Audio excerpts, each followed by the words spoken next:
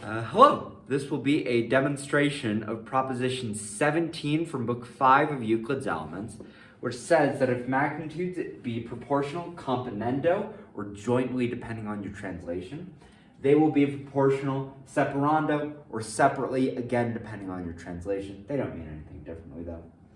What we're given then is that AB is to BE, just as CD is to DF. And what we're going to prove from this is that these four magnitudes are proportional separando. And what that's going to mean, by definition 5.15, I want to say, is if you have a ratio, doing the separation of that ratio is going to be taking the excess by which the antecedent exceeds the consequent in relation to the consequent. So, for example, taking this ratio AB to BE, what that's going to look like separately is AB minus BE, which is, AE, in relation to BE itself. And again, taking the ratio CD to DF, separando is going to be CF to FD. So what we're going to prove is that AE is to EB, just as CF is to FD. We're going to begin, like always, by taking equal multiples. We're going to have GH, HK, LM, and MN being equal multiples of AE, EB, CF, and FD respectively. And also KO and NP, other equal multiples of EB and FD respectively.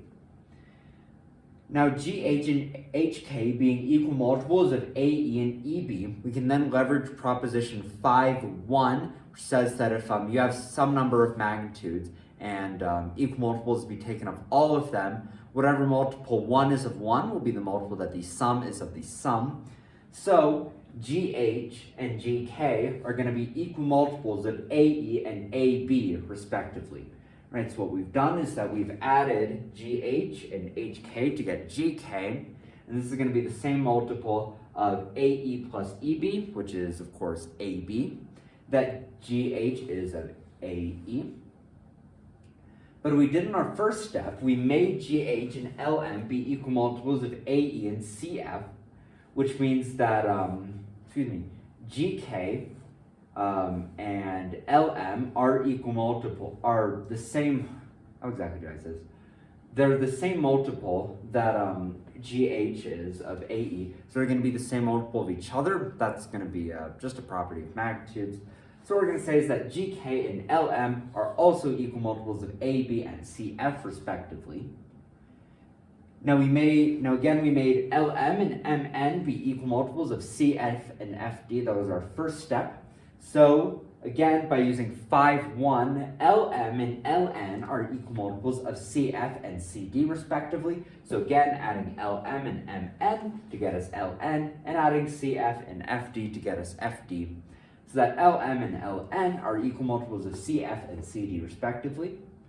But we had established in our third step that LM and GK are equal multiples of CF and AD respectively, which means again by a property of magnitudes that GK and LN are going to be equal multiples of AB and CD respectively. Again, going back to our first step, we made HK and MN equal multiples of EB and FD, and we made also of EB and FD other equal multiples KO and NP, which means we can leverage prop 5.2 if a first magnitude be the same multiple of a second, that a third is of a fourth, and if a fifth be the same multiple of the second, that a sixth is of the fourth, then the first plus the fifth is going to be the same multiple of the second, that the third plus the sixth are of the fourth. So what that's going to mean here is that HO and NP are equal multiples of EB and FD respectively.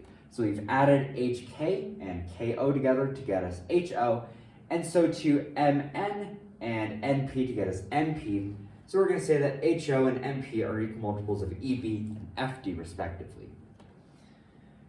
But we were given that as AB is to BE, so CD is to DF, we were given that, which means that they're equal multiples. By definition 5.5 are going to have this sort of relationship, such that if GK is greater than HO, LN will be greater than NP, and if equal, equal, and if less, less.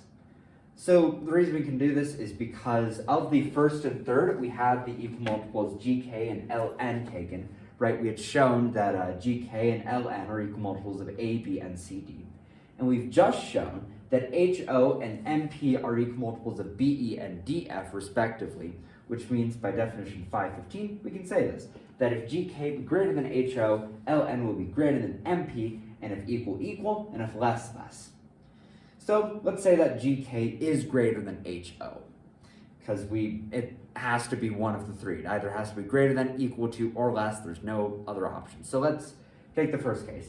If gk be greater than ho, then we can subtract the same from both of these to say that gh is still greater than ko. So if we subtract kh from both of these, so gk minus kh is going to be gh, and ho minus kh will be ko.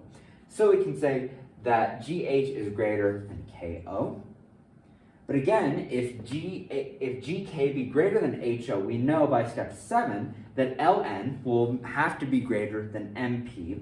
And again, by property of magnitudes, if we subtract equals from these, so if we subtract mn from both of these, we can also say that lm is greater than np. And similarly, we can go through similar steps to say that if gh is equal to ko, lm will be equal to np, and if gh be less than ko, lm will be less than np. I accidentally wrote equals there. So that we can say in the end that if gh be greater than ko, lm will be greater than np, and if equal, equal, and if less, less. But we know that gh and lm are equal multiples of ae and cf. We made them that way. And also ko and np are equal multiples of eb and fd respectively. Again, we made them that way. And because their equal multiples have this sort of relationship of alike exceeding, alike being equal, and alike falling short, we can thus say that as AE is to EB, so CF is to FD. Now this is what we set out to prove, which means we are done with the proposition, therefore etc. QED. Got nothing to say about this proposition, so end the video here and move on to proposition 518.